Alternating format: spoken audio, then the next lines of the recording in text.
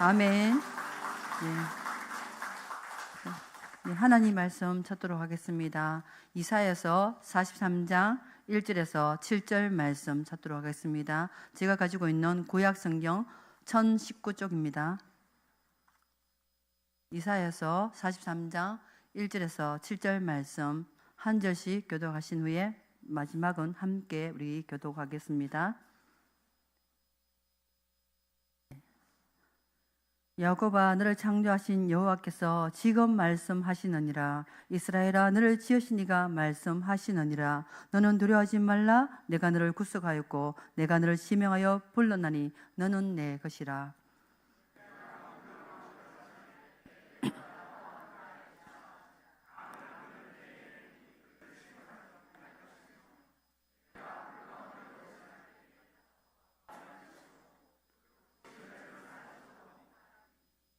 대서 나는 여호와 내 하나님이요 이스라엘의 거룩한 이요 내 구원자임이라. 내가 애굽을 너의 속량물로 구스와 스바를 너를 대신하여 주었노라.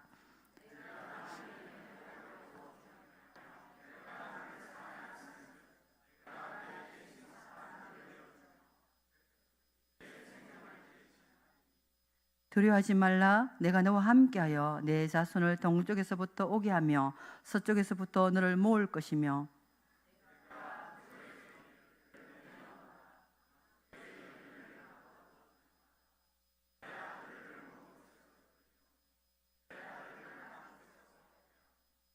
내 이름으로 불려지는 모든 자 곧 내가 내 영광을 위하여 창조한 자를 오게 하라. 그를 내가 지었고 그를 내가 만들었느니라. 아멘. 감사합니다. 오늘 우리 엘리엘 찬양팀 그리고 우리 하연주 집사님, 안주 집사님들의 특성 너무나도 감사드립니다. 하나님께서 크신 영광 받으신 줄 믿습니다. 엘리엘 그 찬양팀에서 너는 내 것이라 너를 지명하여 불렀나니 오늘 어쩌면 저의 말씀과 같아서 사실 좀 눈물이 나더라고요. 너무 은혜가 돼가지고 네 감사합니다. 네, 자 저는 예화를 하나 듣고 하나님의 말씀을 이어가도록 하겠습니다. 어떤 사람이 유람선을 탔습니다. 죄송합니다. 유람선을 탔습니다. 여행할 동안 먹기 위해서 빵을 준비해 하루하루 먹으면서 버텨냅니다. 그런데 가지고 갔던 빵을 다 먹고 나니 배가 너무 고픈 거예요. 다른 사람들은 유람선 안에서 식당에서 매일 맛있는 거 먹고 마시며 화롭게 보내는데 이 사람은 먹을 것이 없어서 너무 배가 고파 힘든 시간을 보내고 있었습니다. 밥을 사 먹으려고 하니 돈은 없고 힘든 시간을 견뎌 드디어 목적지에 도착했습니다. 그는 사람들에게 물었어요. 혹시 밥값이 얼마입니까? 이렇게 물었더니 이미 배삭에 포함되었다라고 합니다. 여러분 그렇습니다. 그죠? 참으로 기가 막히죠. 예, 어쩌면 우리도 예수님이라는 그 배에 올라탔습니다.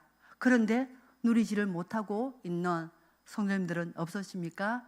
네, 우리는 예수님이라는 배에 올라탔습니다. 하나님이 우리의 왕이시잖아요. 그래서 우리는 하나님 나라의 공주고 하나님 나라의 왕자입니다. 그렇다면 우리는 왕권을 회복해야 되겠죠. 모두 왕권을 회복하시는 성도님들 되시기를 소망합니다.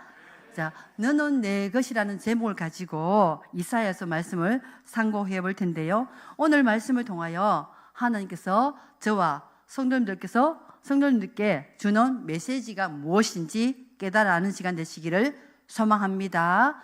이사야의 이름은 여호와는 구원이시다라는 뜻을 가지고 있고요. 그는 왕족 출신으로 왕궁 선지자입니다. 그래서 국가나 왕에 대한 메시지를 많이 선포하는 선지자입니다. 이사야서는 66장까지 있고요. 현재, 과거, 미래를 왔다 갔다 하기 때문에 이해하기가 너무나도 힘든 그런 말씀입니다. 이사야서는 1장에서 39장까지는 심판, 경고, 책망, 문체, 그러니까 구약을 축약해놨다고 보시면 되고요. 40장부터 66장까지는 위로, 용서, 축복, 평화, 신약을 축약해놨다고 보시면 성경을 읽는 데 도움이 될 수 있습니다.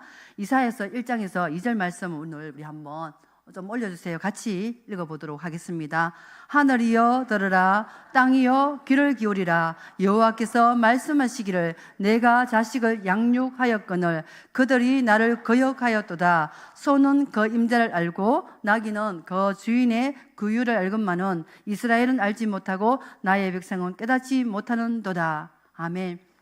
네, 이사야서는 하나님과 부모 자식 간의 관계로 표현하고 있습니다. 하나님께서는 노예 생활을 하고 있던 이스라엘 백성을 출애굽시키시고 구별하여 하나님 백성으로 삼으셨지만 이스라엘 백성들은 하나님 즉 부모를 배반하는 배은망덕한 자식으로 나오지요.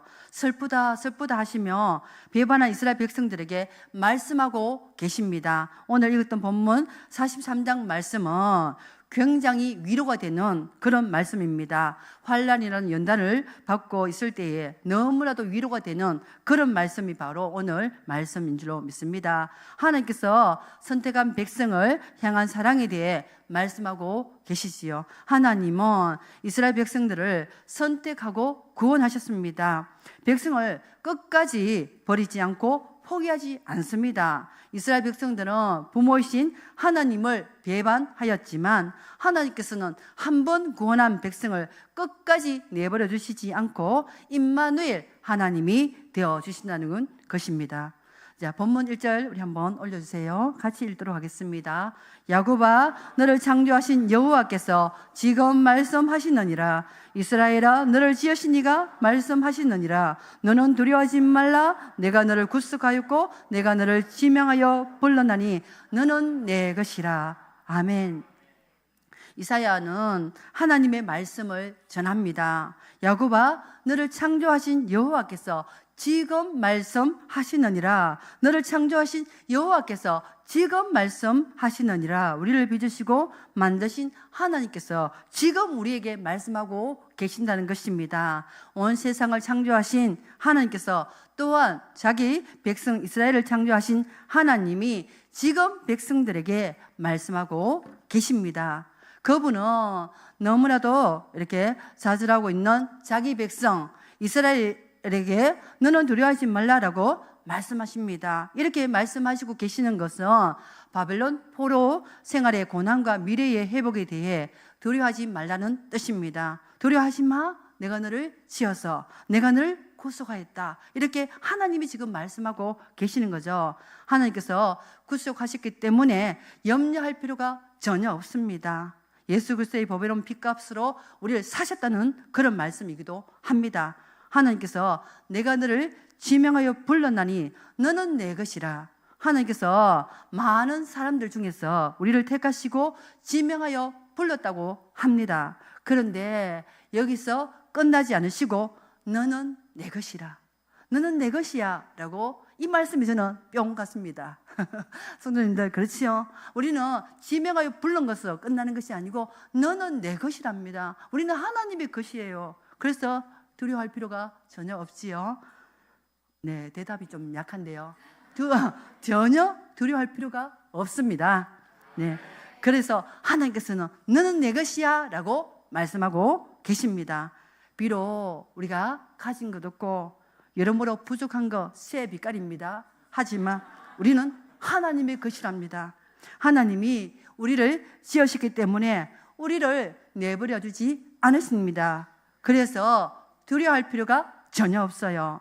아담을 부르시고 아브라함을 부르시고 모세를 부르시던 하나님이 이제는 예수님을 보내셔서 다메섹 언덕에서 이 사울을 부르시고 돌감람나무에 올라가 있는 삭개오를 부르시고 한 사람 한 사람을 부르시고 계십니다. 이렇게 한 사람 한 사람의 이름을 지명하여 불러주고 주시고 너는 내 것이라는 것입니다. 저와 성도님들은 다른 움직이지도 못하는 죽은 신의 것이 아니라 살아계시고 역사하시는 하나님의 것입니다. 믿으시기를 소망합니다. 예, 모든 만물이 하나님의 것이지만 특히 주께서 핏값으로 사신 백성인 우리는 주님의 것입니다. 이와 같이 우리는 구속함을 얻었고 주의 소유가 되었기 때문에 고난의 현실과 불확실한 미래로 인해 두려워할 필요가 전혀 없습니다. 2절 말씀 우리 같이 한번 읽어보도록 하겠습니다. 내가 물 가운데로 지날 때에 내가 너와 함께 할 것이라. 강을 건널 때에 물이 너를 침몰하지 못할 것이며 내가 불 가운데로 지날 때에도 타지 아니할 것이요 불꽃이 너를 사르지 못하리니. 아멘. 이제 인생이라는 너무나도 복잡하고 힘든 큰 강을 만났을 때에 그 물이 우리를 침몰하지 못하고요. 왜냐하면 크신 하나님이 우리를 지키실 것이기 때문입니다. 이것은 아주 놀라운 약속입니다. 물을 건너야 하는데 누가 물 가운데 빠지지 않고 건너갈 수 있겠습니까? 누가 불 가운데로 이렇게 지나가면 타지 않을 수 있을까요? 그러나 하나님께서 보호하시고 인도하실 때에 백성이 홍해를 건너고 요단강을 건넜습니다. 다니엘의 세 친구도 풀무불 속에 던져졌을 때도 타지 않았던 것은 하나님께서 우리를 고아와 가부처럼 내버려 두지 않으시고 도우시고 우리와 함께 하시는 임마누엘 하나님이 되어 주셨기 때문에 가능합니다. 손님들과 저를 하나님께서 물이 침몰하지 못하게 하시고 불이 사르지 못하게 하실 것입니다. 우리가 믿는 하나님은 어떤 상황에 놓여 있다고 하더라도 우리를 반드시 인도하여 영원히 변하지 않는 하나님의 나라, 그 나라의 천국으로 모두 인도해 가실 것입니다. 모두 믿으시기를 소망합니다. 3절에서 4절 우리 함께 보도록 하겠습니다. 대서 나는 여호와 내 하나님이요 이스라엘의 거룩한 이요 내 구원자임이라. 내가 애굽을 너의 속량물로 구스와 스바를 너를 대신하여 주었노라. 내가 내 눈에 보배롭고 존귀하며 내가 너를 사랑하였은즉 내가 내 대신 사람들을 내어주며 백성들이 내 생명을 대신하리니. 아멘. 예, 하나님께서 또 말씀하십니다. 나는 여호와 내 하나님이요 거룩한 이요 내 구원자라고 하십니다. 이 말씀을 듣기만 해도 어떻습니까, 성도님들? 저는 너무 설레입니다. 그 하나님이 우리를 우리의 구원자라고 하십니다. 예, 너무나도 가슴 벅찬 그런 말씀이지요. 천지를 지으신 하나님이 우리의 구원자가 되어 주신답니다. 이렇게 지키고 보호해 주시는 하나님께서 애굽을 너의 속량물로, 그 당시로 말하자면 애굽은 미국 같은 큰 나라입니다. 그 나라를 네 속량물로 전리품으로 주시겠다는 거예요. 성도님들, 우리 영적 오늘 아침에 우리 담임 목사님 말씀하셨잖아요. 그래요. 우리가 늘 영적 싸움을 매일매일 우리가 하고 있잖아요. 그래요. 우리 영적 싸움에서 승리해서 전리품을 3일 동안 이렇게 거둬들이는 저와 여러분 되시기를 소망합니다. 예, 구스와 스바는 지하 자원이 풍부하고요 금이 많은 곳입니다. 구스와 스바를 너를 대신하여 해결해 버렸다는 것입니다.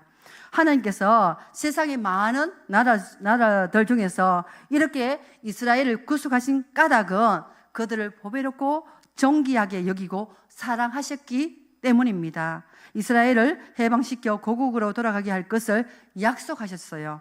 대제사장 아론의 에봇의 12보석에 이스라엘 12아들들의 이름을 새기게 한 것을 보면 하나님께서 이스라엘 백성을 사랑하시고 보배롭고 존귀하게 여겨주셨음을 잘 알 수 있습니다. 또 마태복음 13장 말씀에 보면 천국 비유들 중에서 씨 뿌리는 자의 비유, 보아 비유, 진주 비유 등에서도 그 증거로 볼 수가 있는 거죠. 좋은 씨, 밭에 감추인 보아, 값진 진주처럼 구원받은 성도는 하나님 앞에서 보배롭고 존귀한 그런 사람들이라는 것을 믿으시기를 바랍니다.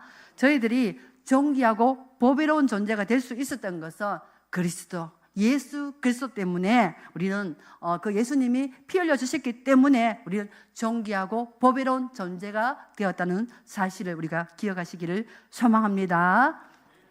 예수 그리스도께서 십자가에서 피 흘려 주시지 않았더라면 우리는 아직도 구약 시대에 시대처럼 우리가 산다고 잠깐 제가 설명을 하고 말씀을 이어가도록 하겠습니다. 구약 레위기 말씀에 보면 소, 양, 염소, 비둘기, 그죠? 만약에 이 이야기를 조금 하고 제가 넘어가도록 하겠습니다. 소, 양, 염소, 비둘기. 그래서 죄를 지은 사람이 이제 소를 한 마리 끌고 온다고 칠게요. 제가 이제 우리 윤소연 집사님이 소를 한 마리 끌고 옵니다. 그죠? 소를 끌고 오는데 우리가 죽여야 되는 거예요. 우리가 안수하고 소를 죽여야 되는데, 그런데 저 여린 저 자매님이 소를 어떻게 죽이겠어요? 겁소를 찌른다 생각해 본다면 여기 소 겁소잖아, 그죠? 아무리 찔러도 우리가 능력이 없잖아요, 그죠? 근데 찌를 수 있겠어요? 죽겠어요, 그죠? 한 번에 안 죽는데요. 그래서 좀 쉬운 방법으로 요 미간에 여기 있잖아, 그죠? 찌른대요. 그래서 미간을 막 찌르는데 한 번에 이 소가 딱 죽으면 좋겠는데 절대 안 죽죠, 그죠? 소도 살려고 막 몸부림을 친다고 합니다. 그러다 보니까 미간 막 때리다 보니까 여기가 다 아작이 나고 잘못 찔러가지고 눈이 있잖아요, 그죠? 확 어떻게 되겠어요? 좀 너무 심각해. 제가 이 자리는 제 자리입니다. 감사합니다. 네, 그래 눈을 탁 찌르면 눈에서 먹물이 다 터져가지고 완전 피투성이래요. 정말 말 그대로 피의 제사를 드려야 되는데, 성도님들, 우리 소, 양, 염소, 비둘기 안 잡잖아요. 왜? 예수님 때문에. 그래서 우리는 예수님께 늘 감사하는 마음으로 매일매일 감사하면서 살아야 되겠더라고요. 우리 옛날 구약을 좀 많이 생각했으면 좋겠습니다. 그만큼 하나님께서 베풀어 주신 그 사랑, 그 예수님을 보내주셨기 때문에 우리는 이 자리에 앉아서 가만히 예배를 잘 드릴 수 있는 거예요. 그죠? 죄송합니다. 너무 심한 말해서. 네, 그렇습니다. 예. 자, 여러분, 자, 이렇게 당신의 외아들 내놓으신 하나님, 우리가 주고마땅한 우리를 대신해서 예수님을 보내주셨기 때문에 우리는 편안하게 예수님을 믿을 수 있잖아요. 그래서 생명 다하는 날까지 예수님만 믿고 나아가시는 우리 성도님들 되시기를 소망합니다. 고린도전서 9장 24절 우리 한번 보도록 하겠습니다. 예, 운동장에서 다람쥐라는 자들이 다 달릴지라도 오직 상을 받는 사람은 한 사람인 줄을 너희가 알지 못하느냐? 너희도 상을 받도록 이와 같이 다름질하라. 아멘. 하나님의 긍휼과 은혜와 사랑이 구원의 원인입니다. 우리는 노력해서 구원받은 백성이 아닙니다. 살아계시고 역사하시는 하나님의 크신 은혜로 구원을 선물로 받았습니다. 그런데 성도님들, 예수님 때문에 우리가 구원받은 백성이라면 이제는 상급받기를 위해서 달려가야겠죠? 열심히 상급받기를 위해서 달려가시는 저와 성도님들 되시기를 소망합니다. 5절, 6절 말씀 올려주세요. 네, 함께 보겠습니다. 두려워하지 말라. 내가 너와 함께하여 내 자손을 동쪽에서부터 오게 하며 서쪽에서부터 너를 모을 것이며 내가 북쪽에게 이르기를 내놓아라. 남쪽에게 이르기를 가두어 주지 말라. 내 아들들을 먼 곳에서 이끌며 내 딸들을 땅끝에서 오게 하며. 아멘. 하나님께서 또 말씀하고 계십니다. 이스라엘 백성, 영적 이스라엘 백성인 저희들은 현재의 고난 때문에, 미래의 불안식 때문에 절망하지 말고 두려워하지 말아야 합니다. 하나님께서는 흩어진 이스라엘 백성을 동서사방에서 불러 모으실 것입니다. 동방에서도 서방에서도 북방에서도 남방에서도, 아니 원방 땅끝에서 이렇게 택한 백성들이 모여올 것입니다. 이스라엘과 유다의 멸망으로 온 땅에 뿔뿔이 흩어졌던 이스라엘 백성들은 하나님의 부르심을 받아서 돌아올 것입니다. 이것은 육신적인 이스라엘 회복뿐만 아니라 온 세상에 흩어져 있는 하나님의 택한 백성들의 구원을 암시하는 것으로 볼 수가 있습니다. 즉 영적 회복을 의미하기도 합니다. 7절 우리 같이 한번 읽어보도록 하겠습니다. 7절 말씀. 예, 내 이름으로 불려지는 모든 자 곧 내가 내 영광을 위하여 창조한 자를 오게 하라. 그를 내가 지었고 그를 내가 만들었느니라. 아멘. 하나님께서는 또 말씀하고 계십니다. 내 이름으로 일컫는 자 곧 내가 내 영광을 위하여 창조한 자를 오게 하라. 그들을 내가 지었고 만들었느니라. 하나님께서는 온 세상을 창조하신 분이며 또 섭리하시는 분입니다. 인간 창조의 목적을 분명하게 지금 말씀하고 계십니다. 하나님께서는 사람을 하나님의 영광을 위해 창조하셨습니다. 하셨습니다. 여기서 예화를 하나 듣고 말씀을 이어가도록 하겠습니다. 조금 잠 오는 분 위해서. 네, 어떤 자동차 정비 공장에서 있었던 일입니다. 정비공이 차를 열심히 수리를 하고 있었어요. 그런데 아무리 이분은 숙련된 그런 정비공인데 몇십 년 동안 이 정비를 했기 때문에 너무나도 자동차를 잘 고치는 그런 분이에요. 자동차를 아무리 고쳐도 못 고치겠는 게 있어요. 그래서 어떤 신사가 옆에 있더니 이렇게 보고 있으면서 그 차 내가 좀 고치면 안 되겠냐 이렇게 물으니까, 아이고 나도 몇십 년 됐는데 나도 못 고치는 걸 당신이 고칠 수 있겠습니까? 라고 하더니 이제 자리를 내주는 거예요.